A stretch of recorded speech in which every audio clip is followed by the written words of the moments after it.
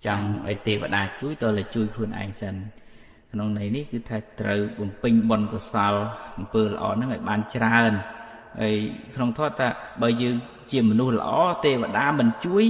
ទេវតានឹងមានទោសទៀតឧទាហរណ៍ថាមានទុក្ខទោសភ័យគ្រោះថ្នាក់អីហើយអត់មកជួយមនុស្សល្អហ្នឹងទេវតានឹងមានទោសគេដាក់ទោសទណ្ឌទៀតអញ្ចឹងតើយើង